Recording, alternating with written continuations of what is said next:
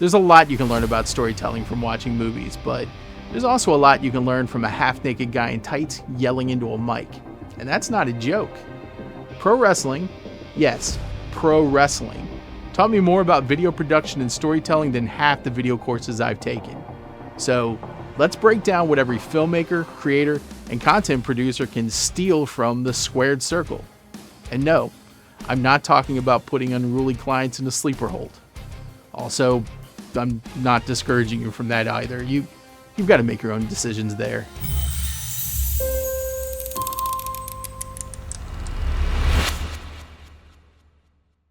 In wrestling, you have 30 seconds, if that, to tell the crowd exactly who you are.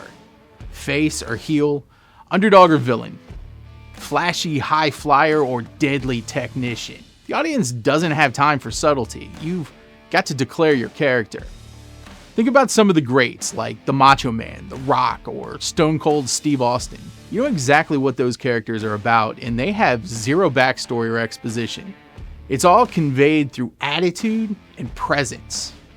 When you're making a video, especially online, you have the same constraints and about the same amount of time to hook your audience and convey who you are and what you bring to the table, or I guess who you plan on putting through that table. Your intro isn't just a hook, it's your character reveal. Who are you? Why should we care? What's your energy, your vibe, your mission? Same goes for your interview subject or your story, whatever you're using to hook the audience. So stop burying the lead. Show us who you are immediately. Just like wrestling, the crowd can't get behind you if they don't know what you stand for. Make it easy for them and they'll stick around. Just try not to go full heel in your first video. It never turns out well, trust me. Every great wrestling match has a story arc. It might look something like this. There's the call out. Two wrestlers profess their hatred for one another. The build up, weeks of promos and run-ins that solidify the feud. The big fight. Can't all be foreplay. Eventually there has to be a match. Then there's the heat. One combatant pulls ahead with flashy moves or some good old-fashioned cheating. The comeback, the tide turns and the crowd gets invested. And then the finish. It's all brought home with a finale that determines the winner. It's not just two people hitting each other with folding chairs and kendo sticks. It's full-on narrative structure. And it's all laid out in a way that's concise and easy to understand. Anyone can see how this translates to video production.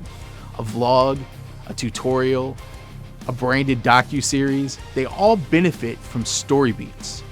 You don't want to go from, hey guys, to thanks for watching with no middle. You need tension, conflict, a reason to keep watching. Map out your narrative, even if it's short form. Where's the turn? Where's the payoff? Where do you make us feel something? And how do you bring it home so someone becomes a fan of your work and your channel? Selling is everything. A body slam is only impressive if the person getting slammed makes it look like death. If you don't sell the move, it doesn't land. You might think you're explaining something clearly, but are you making it feel important? Are you building tension before the twist? Are you reacting enough to the stakes of the story? No? Then it's going to be a one-sided, boring match. Video. It's going to be a boring video that no one believes. It's going to come off fake. Sell your moments.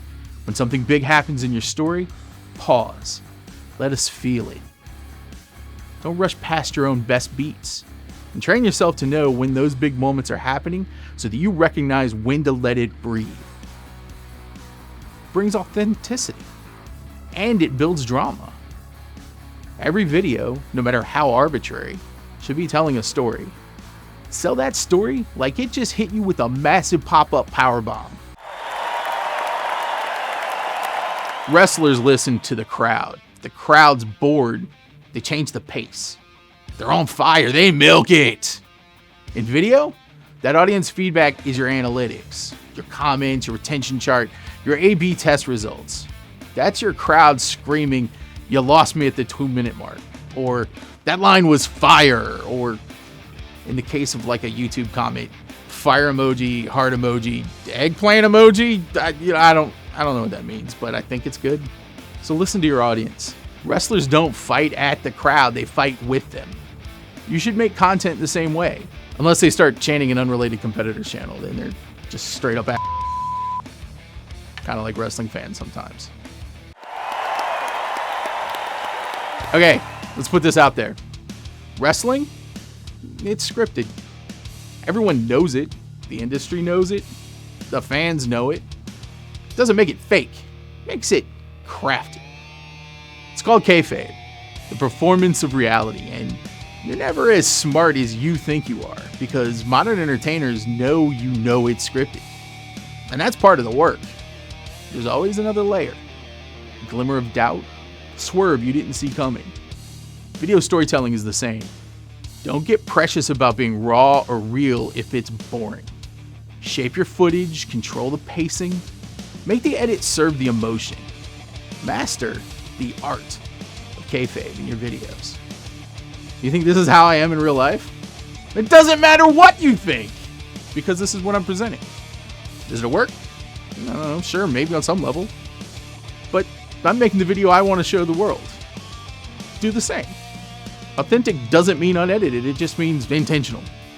And wrestlers are nothing if not intentional. Make videos that are intentionally authentic. What does that mean for you and your content? I don't know. That's up to you, isn't it?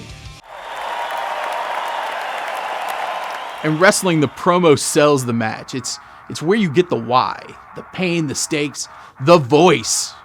A great promo can outshine the actual fight. In fact, a lot of people remember promos more than they remember the actual matches. Your intro is the promo. Your thumbnail is the promo. Heck, your title is your promo. Treat them with the same level of craft as your script. If you can't pitch your story in 30 seconds like a wrestler on a mic, you don't have a video, you just have a collection of random footage. Think like a promo writer. Why does that matter right now? Who's this for? What's the emotional hook that makes people need to watch?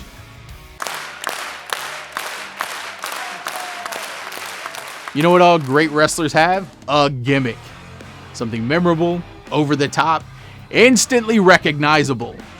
Sometimes it's absurd, but it sticks. You know that weird thing you do on camera? Or that awkward pause? The way you frame a punchline, or those running gags that you always do. That might be your gimmick, and it's also part of your brand. It solidifies you as something different from all those other creators. Once it sticks, it makes your job easier because you're building a fan base. Don't sand off your quirks. Lean into what makes your videos yours, even if it feels a little ridiculous. You know what? Especially if it feels a little ridiculous. Give it time. It takes time to build a franchise, sometimes years. Keep refining, and most importantly, live the gimmick. God knows I live my gimmick. Maybe a little too much. The best wrestling arcs don't pay off in one night. They plant seeds and they build tension. Sometimes they pay off years later. That's your series arc, your evolving niche, your long-term storytelling. You don't have to explain everything in one video. Let the audience grow with you. Leave some doors open. Turn your videos into storylines and don't rush to pay them off. Give your audience a reason to return. For me, it's about my creative burnout and the struggle to find meaning in my work. If I told you in one video that I was burned out and the next one I said, hey, I'm fine now, you'd feel cheated. There was no tension, no drama, no authenticity.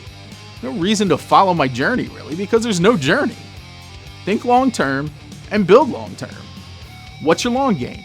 How does today's story build towards something bigger? Can this be a series? If you're just uploading with no plan, do you have a reason to keep going?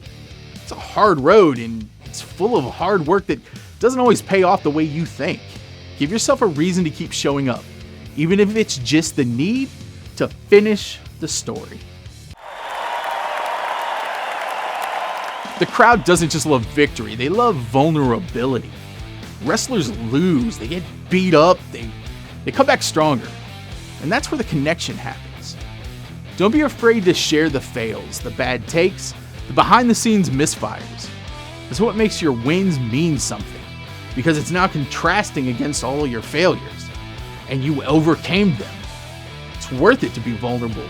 Videos don't always end the way you want them to, but that has value in the bigger storyline. Let your audience see the bruises. I mean, wrestling taught me that perfection is boring, but heart is everything. Unless you're talking about Mr. Perfect, then perfection is excellence. Wrestling isn't just punch, punch, kick, repeat. Great matches breathe. They escalate. They explode. They rest. They tease. Your pacing tells the story just as much as your script. Too fast and nothing lands. Too slow and you lose the crowd. Use pacing to create impact. Speed up for energy. Slow down for weight. Hold the moment just long enough to make people feel it in their gut.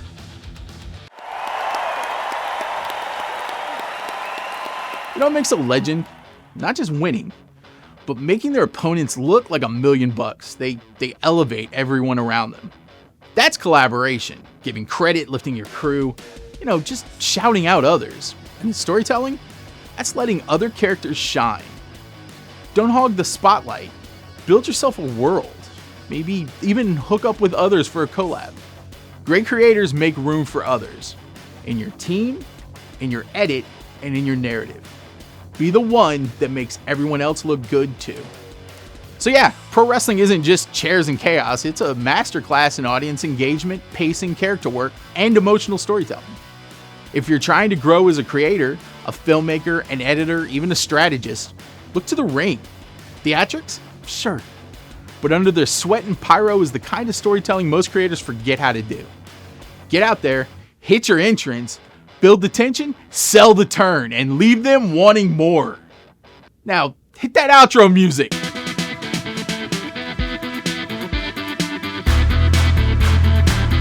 I hope I remember to put outro music in because it just looks like I look insane just spinning.